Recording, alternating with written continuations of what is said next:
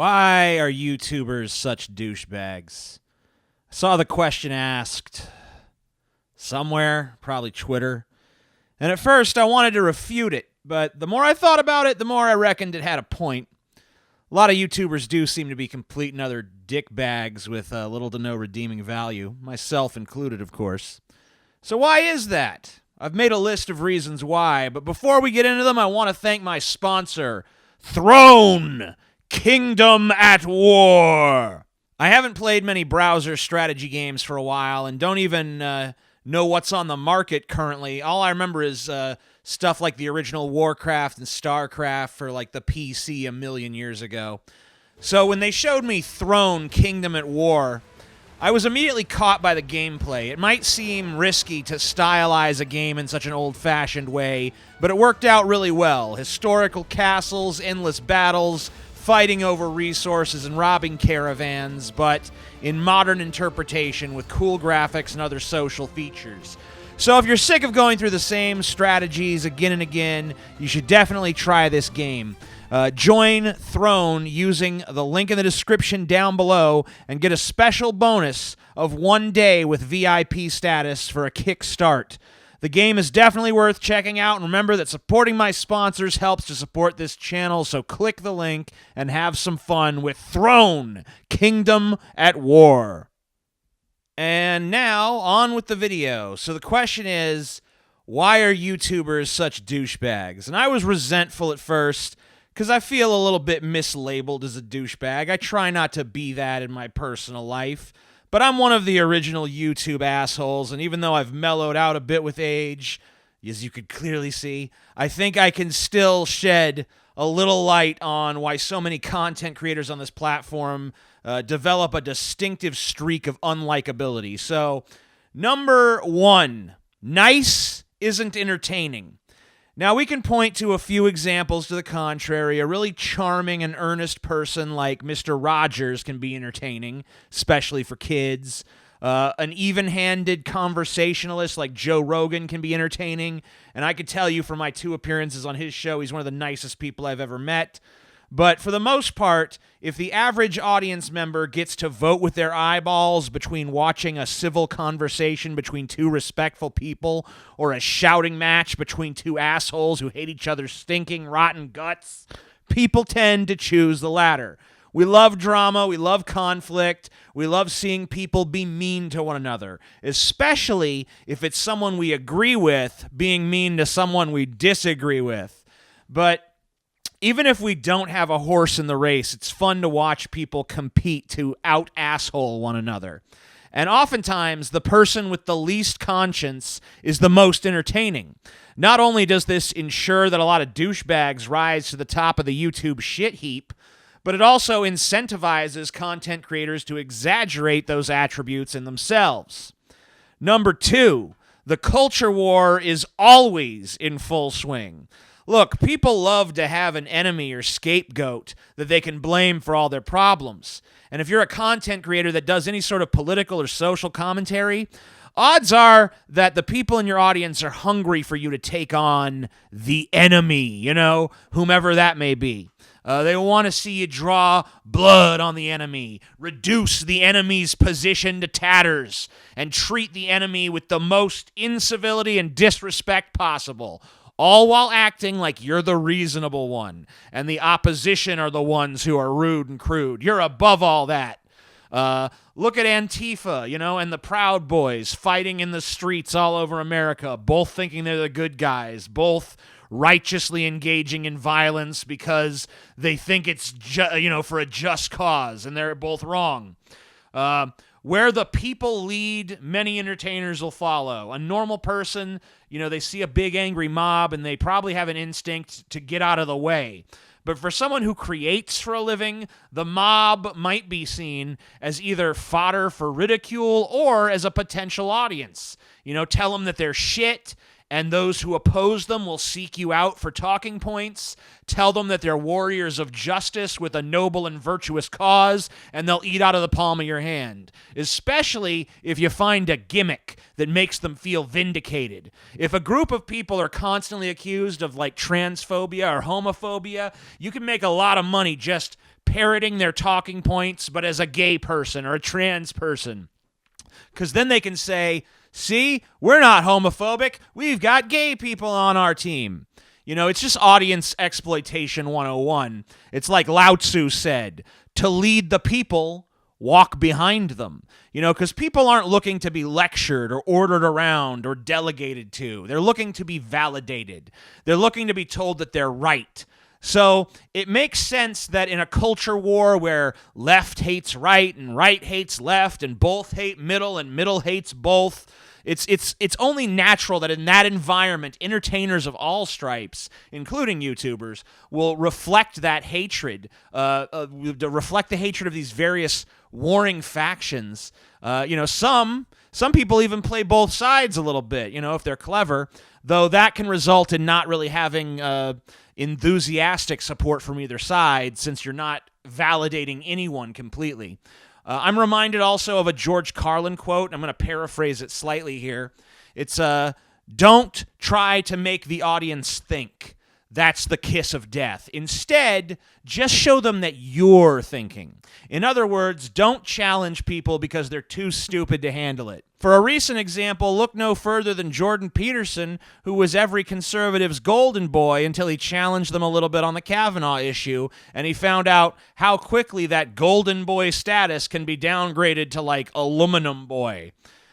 When he used his expansive knowledge and intellect to validate their opinions, he was God. When he used it to challenge their opinions and call for more unity with the enemy, many of his formerly doting fans immediately abandoned him, or at least diminished their esteem for him, you know?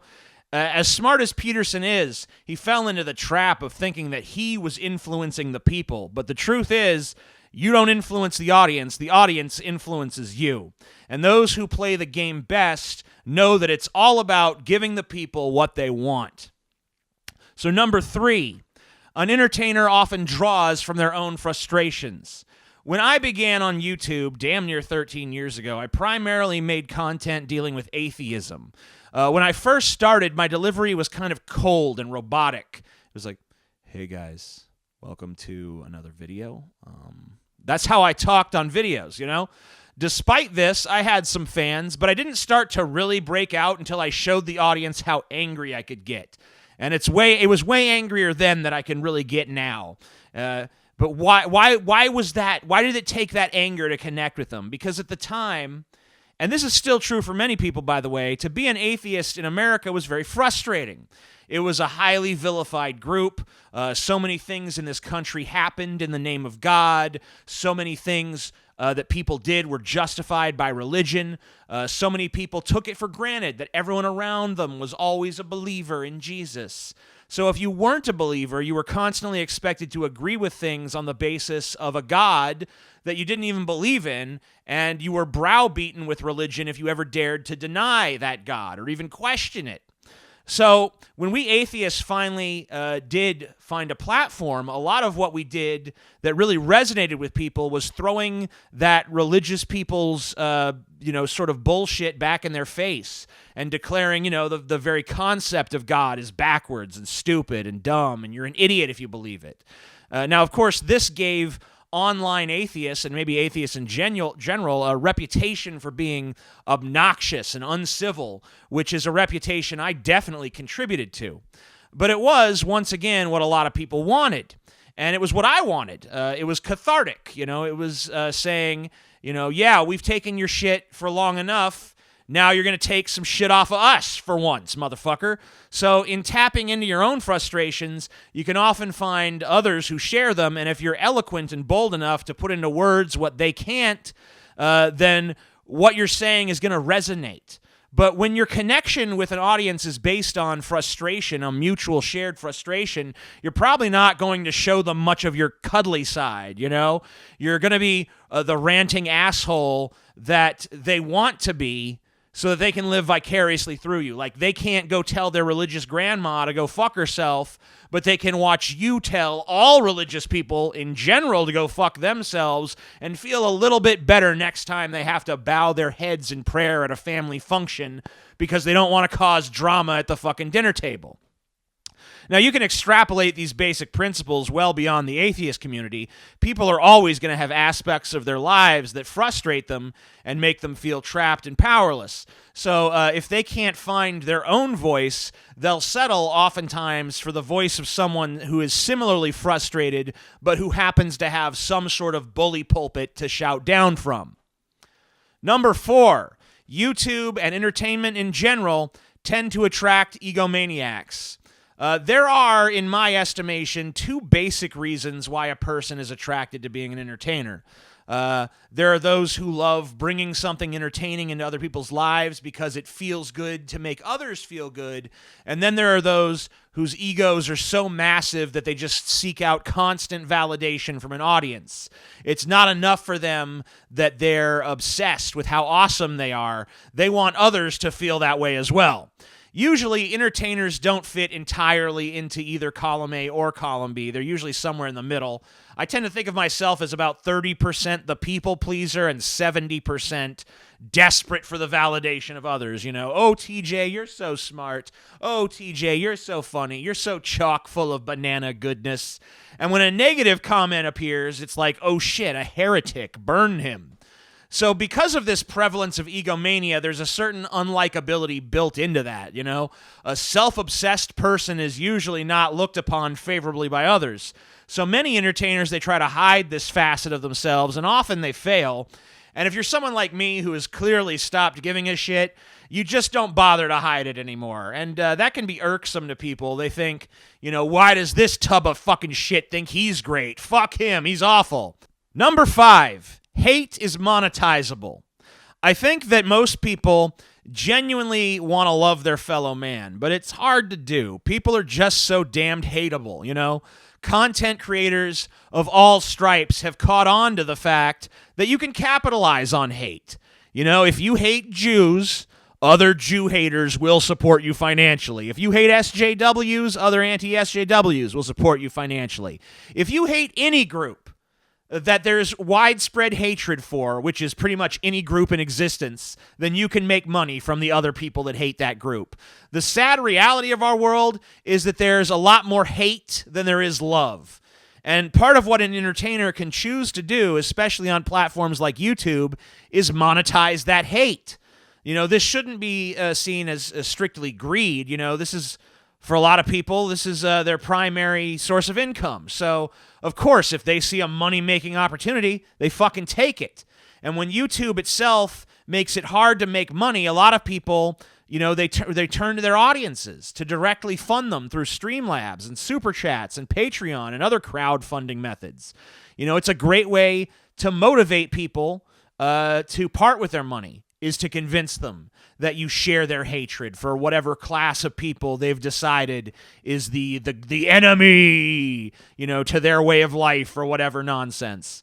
So to recap, YouTubers tend to be assholes because of various audience pressures, including those of the monetary variety and certain inborn characteristics that are prevalent among those who choose entertainment as their vocation or as their primary hobby.